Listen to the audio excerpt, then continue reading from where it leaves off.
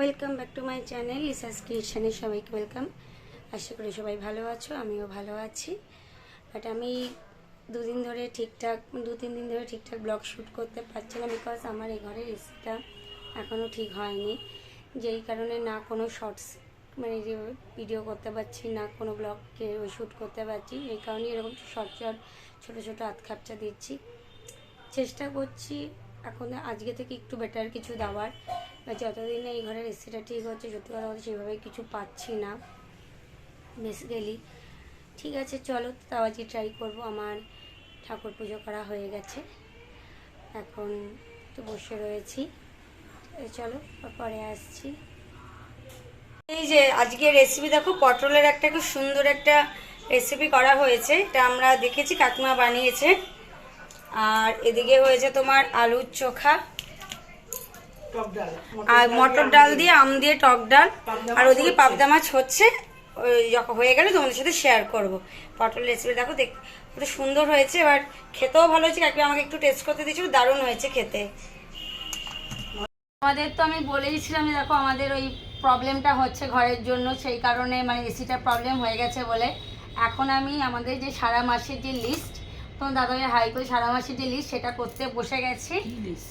সারা মাসের যে মেডিসিনের লিস্ট, সেটা ওষুধের যে লিস্টটা তোমরা তো জানো, আমি যাই গিয়ে নিয়ে আসি, তো শেয়ারও করেছিলাম আমি গিয়ে নিয়ে আসি গিয়ে, সেটাই এখন লিস্ট করছি, করে একবার ফাইনাল মাকে চেক করে বুঝবো। যতক্ষণ ওই ঘরে আমাদের, তোমরাও ঠাকুরকে বলো যাতে আমাদের এসিটা তাড়াতাড়ি ঠিক হয়েছে, ওই ঘরে যতক্ষণ না যেতে পারছি ততক্ষণ তোমাদের আমি কোনো ইন্টারেস্টিং ভালো ব্লগ কিচ্ছু শেয়ার করতে পারছি না, ওই ঘরে যাওয়া যাচ্ছে না, এত গরম। বিশেষ করে দেখো আমরা তো টপ ফ্লোরে থাকি, আমাদের গরমটা আরও বেশি রাস্তার ধারে, এই কারণে আমাদের গরমটা আরও বেশি। মেইনলি আমাদের কি রাস্তার ধারে গাড়িরও একটা রয়েছে, তারপরে গাছপালা নেই, কিচ্ছু নেই, সেই কারণে আরো গরমটা আমাদের কিন্তু বেশি। ওই যে বেশি সুবিধা ভোগ করলে এটাই অসুবিধা। মা বলছে ঘর থেকে নেমেই গাড়ি ধরবো। আমার যখন আমার বাড়িতে মানে যখন আমার বিয়ে ঠিক হলো, আমার বাবা মারা যখন সবাই দেখতে এলো এখানে, আমার মামা আমাকে গিয়ে ফোন করে বলছে যে তোর কোনো অসুবিধা নেই, গিয়ে একটু একদম অপোজিটেই তোর ওই যে অটো আছে, তুই একদম ট্রেন ধরে বাড়ি আসতে পারবি। এই সুবিধা পেতে গিয়ে এখন এই সমস্যা হচ্ছে, রাস্তার ধারে বাড়ি, হাঁটতে হবে না, বাস দাঁড়ালেই বাস, নিচে সমস্ত দোকান রয়েছে আমাদের। এটা 5-10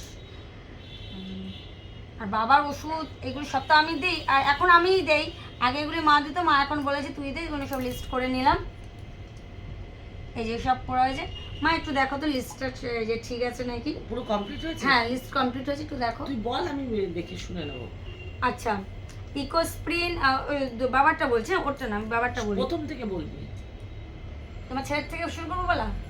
আরে পাড়া তুই টিপে না, তুই ওখানে কি করছিস? তোমার ছেলে, হ্যাঁ প্রেশার ওষুধটা ওই তো স্ট্যামলো 5 আর ওই যে করবিস 5, ওরটা দুপাতা করে বলে দিয়েছি। বাবার লেভিপিলটা 4 পাতা বলেছি, ভাইমাডা 50 যেটা, ওটা 2 পাতা বললাম। ইকোস্প্রিন 75/100, ওটা বাবার 2 পাতা বলেছি। ল্যানোক্সিন 0.25টা 2 পাতা বলেছি। জানুমেট 50/500টা 2 পাতা।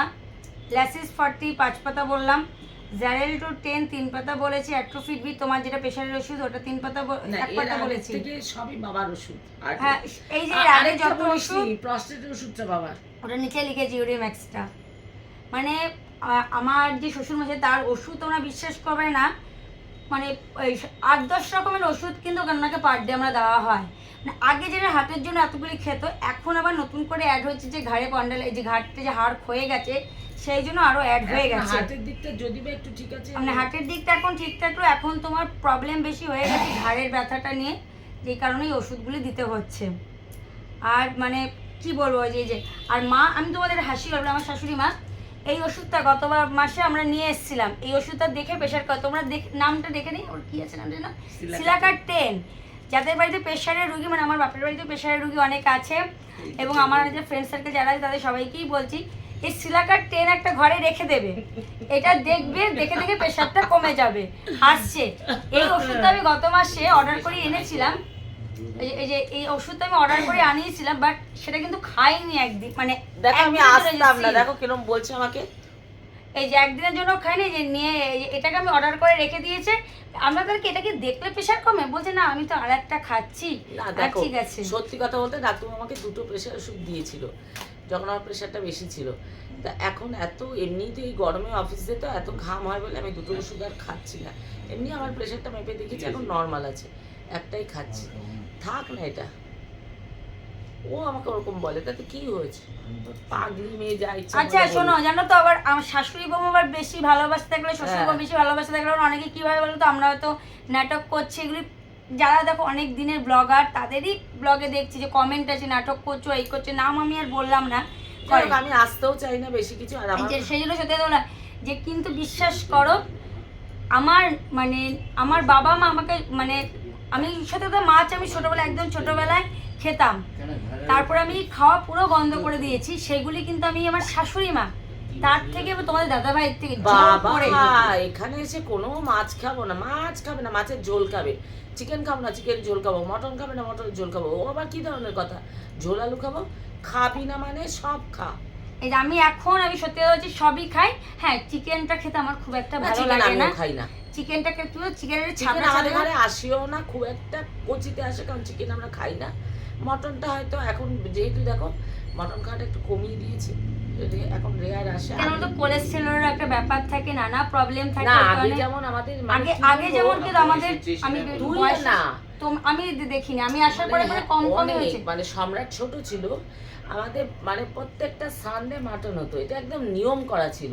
এবার কিন্তু তোমাদের দাদা ভাইয়েরও কি প্রেশারটা অল্প বয়সে ধরেছে, এখন আমারও আমার নিজের প্রেশার, যেই মানুষ আগে এই প্রেশার আমার সবসময় লোয়ে চলতো, সেই মানুষ এখন আমার প্রেশার সবসময় এখন থাকছে কি বলতো হাই, কখনো অত্যধিক হাই হয়েছে, আবার কখনো না না, হচ্ছে। এটাও আমি বলি, এইটা কিন্তু ওর মায়ের ধরন। কেন বলছি, আমি প্রেশার ওষুধ খেয়েছি প্রায় 45 বছরে গিয়ে।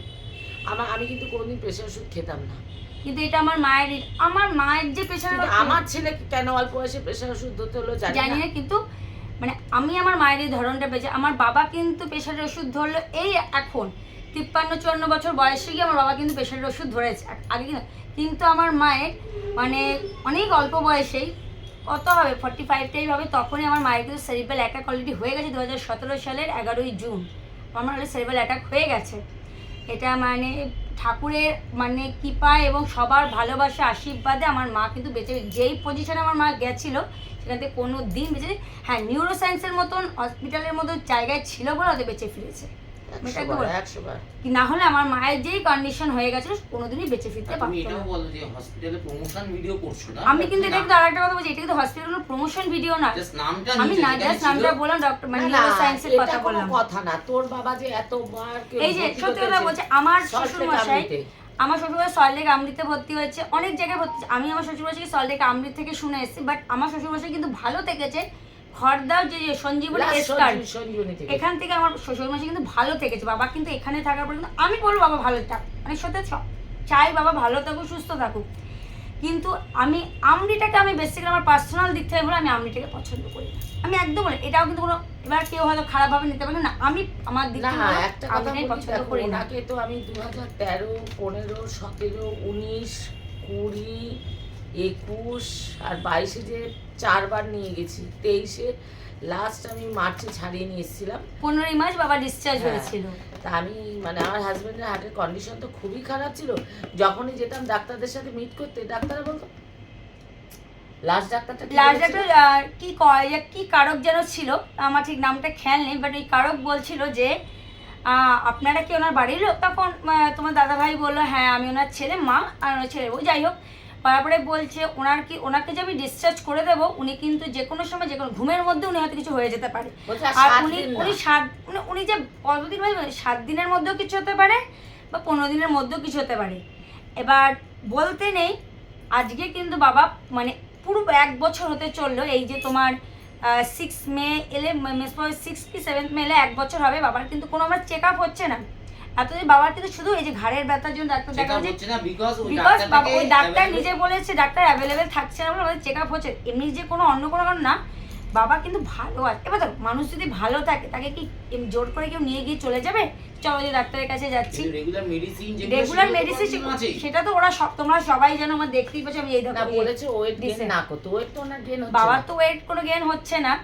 এবার আর আমাদের বাড়িতে না ওয়েট গেইন মানে হবে না কারোর, সত্যি কথা বলছি, আমাদের বাড়িতে কারোর ওয়েট গেইন হয় না, আমাদের ওয়েট লস হতে পারে কিন্তু ওয়েট কারোর গেইন হচ্ছে না।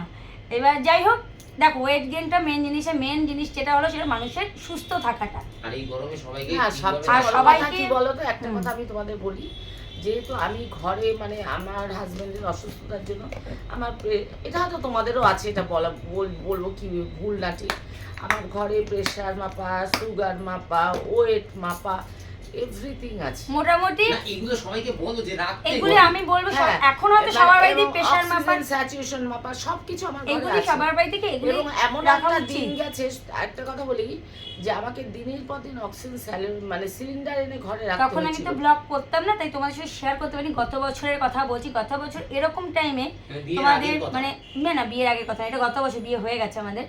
তোমাদের দাদা ভাই এবং আমাদের যে ড্রাইভার দাদা ছিল তারা নামগুলো বলো। গিয়ে মানে সঞ্জু শুভ তাদের নাম আমি বলছি, তারা গিয়ে রীতিমতন গিয়ে তারা কি করতো অক্সিজেন নিয়ে আসতো, মানে এতটাই তার অক্সিজেন ফ্লাকচুয়েট হতো বলে। আর সেই কারণে আমার ভাগ্নে মানে আমার ছোট ভাগ্নে, তার নাম রনি, তার নামটা আমি বললাম, সে বলেছে দিদুন তোমার এখানে নামটা হলো যে কি দে মেডিকেল